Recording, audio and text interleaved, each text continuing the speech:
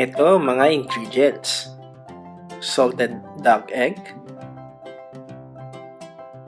shrimp, cream, butter, onion, garlic. Gagamit din tayo ng salt, pepper, fish sauce at ng mantika.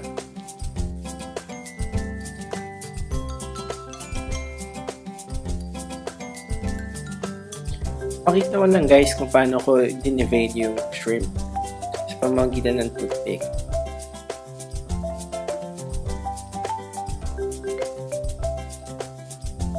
After natin ma-devein lahat ng shrimp, hugasan lang natin ito and then i-strain natin yung excess liquid.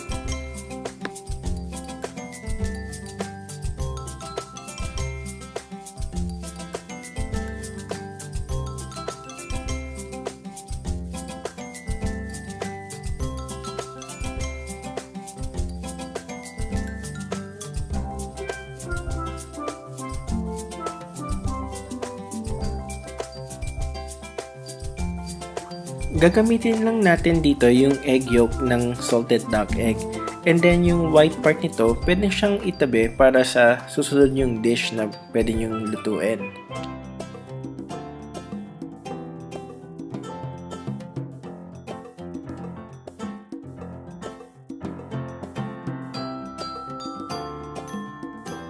Baka naman, pwedeng pakiclick yung subscribe button. Paki-like na rin at share tong video ko.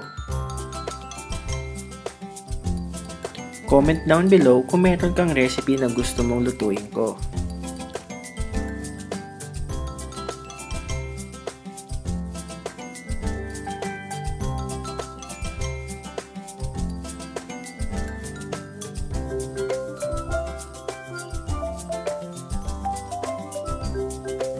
Dudurugin lang natin yung egg yolk and then isa-set aside natin at sisimulan na rin natin ang pagluluto.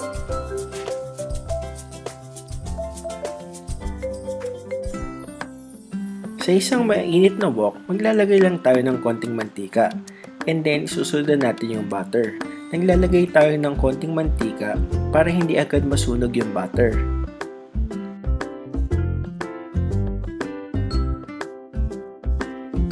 Gigisa lang natin yung bawang at sibuyas. Halu-haluin lang and then ilalagay natin yung egg yolk.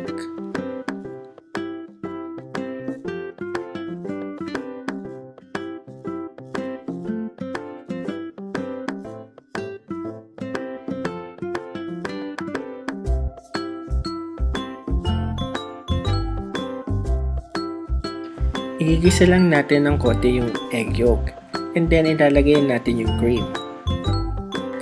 In case na wala kayong cream, pwede kayong gumamit ng fresh milk or evaporated milk.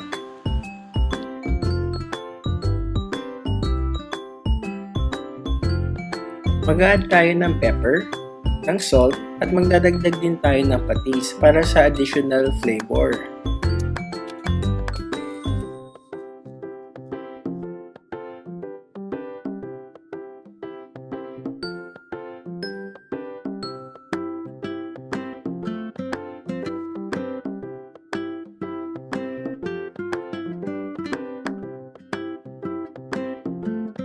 Halu-haluin lang natin. Pag medyo nag-reduce na yung volume ng sauce, pwede nating ilagay yung shrimp at halu-haluin ulit natin.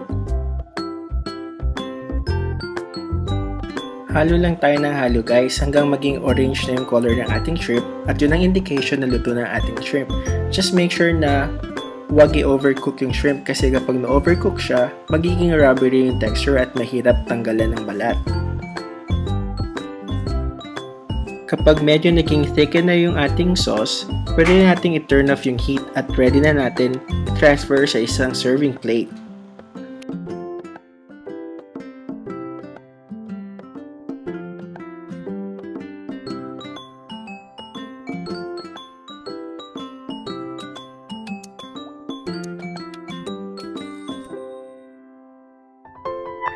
Ito na ang ating salted egg shrimp.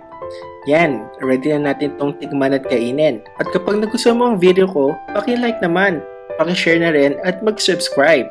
At huwag kalimutan pinutin ang notification bell para ma-notify kayo sa bawat uploads ng video ko.